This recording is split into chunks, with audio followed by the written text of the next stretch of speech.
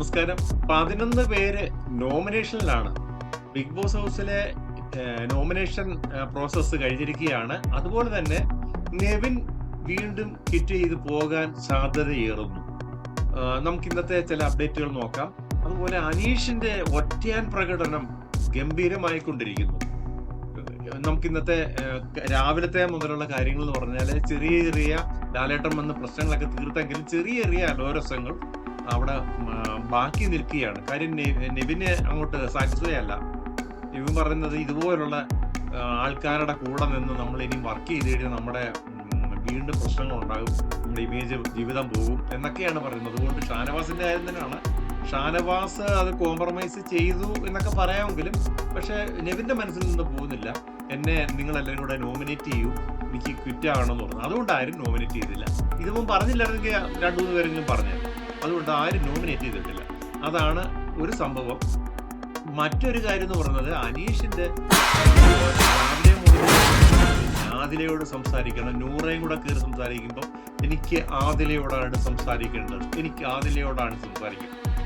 പുള്ളി ഇങ്ങനെ സ്ട്രൈറ്റ് ഇരിക്കും, ഒന്നും പറയത്തില്ല, നോക്കി ഒരൊറ്റ ഇരിപ്പങ്ങിരിക്കും. അതാണ്. പക്ഷെ പ്രകടനം തന്നെ പറയാതിരിക്കാൻ പറ്റത്തില്ല.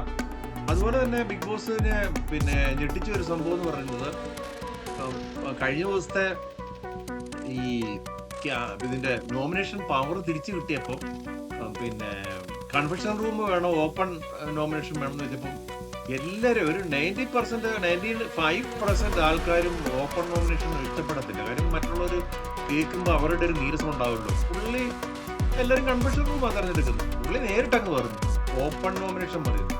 കാര്യം പുള്ളിക്ക് ഈ ഉള്ള കാര്യം തുറന്ന് പറയണം. ആരും അവർ കേൾക്കരുത്, ഇത് കേൾക്കരുത്, അങ്ങനെ ഒന്നുമില്ല. അങ്ങനെ ഒരു കിടിലൻ പ്രകടനമാണ് അനീഷ് കാഴ്ചവെച്ചുകൊണ്ടിരിക്കുന്നത്. നോമിനേഷനിലേക്ക് പോകുമ്പോൾ എന്തായാലും ശരി, നോമിനേഷനിൽ വന്നിട്ടുള്ളത്. അതുപോലെ തന്നെ നോമിനേഷന് മുമ്പേ ഒരു കാര്യം പറയാനുള്ളത്, ഇന്ന് കുറച്ച് ഗസ്റ്റുകളൊക്കെ വരുന്നുണ്ട്. പഴയ സീസൺ 6 അർജുൻ വരുന്നുണ്ട്. അവർക്കൊപ്പം തന്നെ ജിത്തു ജോസഫ് ഉണ്ട്, അപർണ മുരളി ഉണ്ട്, ആസിഫ് അലി വരുന്നുണ്ട്. ഇവര് വരുമ്പോ നമ്മൾ ഉദ്ദേശിച്ചോണം ഒരു ഫിലിമിന്റെ ഒരു പ്രൊമോഷൻ. ഏഷ്യാനെറ്റിന്റെ ഇങ്ങനെയുള്ള ചില നേരത്തെയും ചില ഫിലിം പ്രൊമോഷൻ വരുന്നുണ്ടല്ലോ. അപ്പൊ അതിന്റെ ഭാഗമായിട്ട് ഇവര് വരുന്നു. അത് അന്ന് നടക്കും. പക്ഷെ നോമിനേഷൻ ഓൾറെഡി ഇപ്പൊ കഴിഞ്ഞിരിക്കുകയാണ്. നോമിനേഷനിൽ വന്നേക്കുന്ന അക്ബറിന്റെ ഭയങ്കര ശത്രുതയാണ്. അപ്പൊ അക്ബറിനെ നൂറയുടെ പവർ വെച്ച് ഡയറക്റ്റ് നോമിനേഷൻ ചെയ്തിരിക്കുകയാണ്. അതുപോലെ തന്നെ നൂറ ആർക്കും ആ പവർ വെച്ച് ഈ ആഴ്ചയും കൂടെ നോമിനേഷൻ ചെയ്യാൻ പറ്റത്തില്ല. അപ്പൊ അക്ബറിനെ ചെയ്തു. ആദിലയ്ക്ക് 2 പേരാണ് കൊടുത്തേക്കുന്നത് നോമിനേഷൻ. അഭിലാഷിന് 2, ആര്യന് 2, അതുപോലെ ജിസേലിന് 2, സാബുമാന് 2, എല്ലാവർക്കും 2. ഷാനവാസിന് 2, ലക്ഷ്മിക്ക് 3, ബിന്നിക്ക് 3, അതുപോലെ തന്നെ അനീഷിന് 4.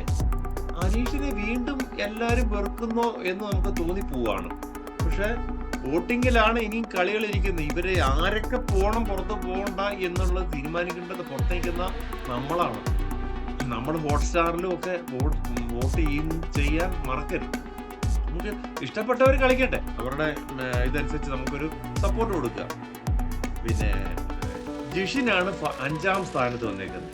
ഇപ്പം ജിഷിന് പോകുമോ അനീഷ് പോകുമോ എന്നൊക്കെ ചോദിച്ചാൽ 4-5 ഒന്നുമല്ലേ, പോകാനുള്ള സാധ്യതകളൊക്കെ കുറവാണ്.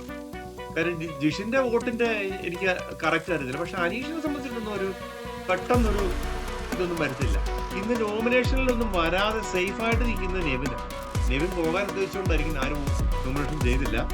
അതുപോലെ അനിമോക്ക് ഈ ആഴ്ച അനുമോടെ ഒരു വീക്കാന്ന് പറയാം. അനുമോളെ നോമിനേറ്റ് ചെയ്തില്ല. ഒനീലിനും രക്ഷപ്പെട്ടു. ഒനീലിനോടൊക്കെ എന്ത് പറ്റിയാ ഇത്രയും ദയവ് തോന്നുന്നു. നൂറയും രക്ഷപ്പെട്ടു. എനിക്ക് തോന്നുന്നത് നൂറേനൊക്കെ ഒരു ടോപ്പ് 5-ലേക്കൊക്കെ പോകാനുള്ള സാധ്യതകളുണ്ട്. ആദില പലപ്പോഴായിട്ട് വോട്ടിങ്ങിലാണേലും മറിയാണ്. എന്തായാലും നല്ല പൊസിഷനിലുണ്ട് ഇപ്പൊ. ഒക്കെ പെട്ടെന്നൊന്നും ഇതിനകത്ത് നിന്ന് പോകത്തില്ല. അതുപോലെ തന്നെ ഇനിയൊരു നെവിന്റെ ഒരു ക്വാളിറ്റി വെച്ച് ചിലപ്പോൾ വീണ്ടും എനിക്ക് ക്വിറ്റ് ചെയ്യണമെന്ന് പറയുമോ എന്നൊരു സംശയമുണ്ട്. ഷാനവാസിന്റെ ഇഷ്യൂ അങ്ങനെ നിലനിൽക്കുകയാണ്. ഷാനവാസ് അങ്ങനെ പറഞ്ഞാണെങ്കിൽ ഏറ്റവും ഒരു മനുഷ്യരെ കുറിച്ച് ഒരു ജീവിതം വെച്ച് അല്ലെ സമൂഹത്തിൽ പന്താടുന്ന ഒരു കാര്യം വെച്ച് ചെയ്യരുതായിരുന്നു.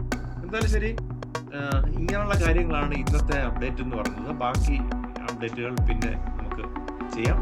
നന്ദി, നമസ്കാരം.